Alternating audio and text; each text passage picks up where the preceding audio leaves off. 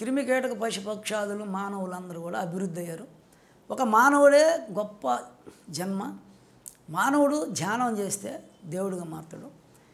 దేవుడు ఆ పరమాణువులు పరబ్రహ్మ పరమాణువుల రూపంలో ఉండే ఆ భగవంతుడు ప్రాణశక్తి ఉచ్ఛ్వాస నిశ్వాసాలు అంటే జలంతో కూడుకొని పరమాణువులు బ్రహ్మ పరబ్రహ్మ కంటికి కనపడినటువంటి పరమాణువులు వాటర్ కలిస్తే అక్కడ మనకి అవన్నీ కూడా గ్రీనిష్ అయిపోయి మొక్కలు పీచు నాచు మొదలవుతుంది. అంటే అక్కడ జీవం పుడుతుంది.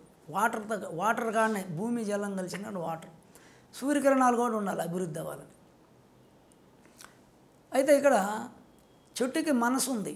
చెట్టు కింద మంట పెడితే అది ఇబ్బంది పడద్ది, కొట్టుకుంటుంది ఆకులు రెమ్మలు. దేవుడు ఉండడు. దేవుడు ఉంటేనే మల్టిపుల్ అవుద్ది.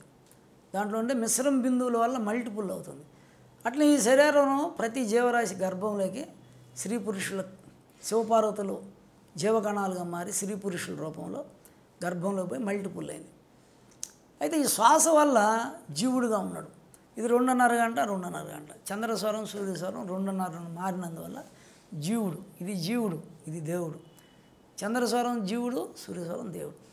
ఈ ధ్యానం చేసినప్పుడు ఈ శ్వాస తగ్గిపోతుంది. 21,600 ఆడితే జీవుడు, అది 10,000 5,000 తగ్గిపోతే దేవుడు పరబ్రహ్మ. బతికొండంగానే శ్వాస తక్కువ ఆడితే దైవత్వంలోకి వచ్చినట్టు ఆ వ్యక్తి. ఎవరైనా ధ్యానం చేసే ప్రతి వ్యక్తికి 21,000 నుంచి శ్వాస తగ్గిపోయి 4,000 3,000 ఆడితే సమాధి స్థితి, పరబ్రహ్మ స్థితి, తుర్యాతీతుడు అంటారు. తుర్యాతీతుడు అంటారు.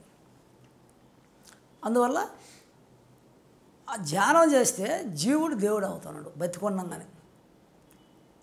ధ్యానం చేస్తే శ్వాస ఎక్కువ ఆడితే జీవత్వం పెరుగుతుంది, చంద్రకళలు పెరుగుతాయి, మనసు పరిగిస్తుంది స్పీడ్గా. లౌకికవాలి బహిర్ముఖుడు అయిపోతాడు. బాహ్యకర్మాలు అవి చేయాలని పట్టుదల వస్తుంది.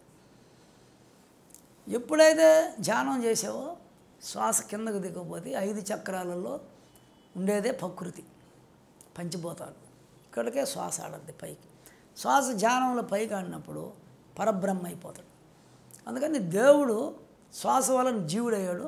ధ్యానం చేస్తే శ్వాస తగ్గిపోతే దైవత్వంగా మారి జ్ఞానం కలగద్ది. ధ్యానం చేస్తేనే జ్ఞానం.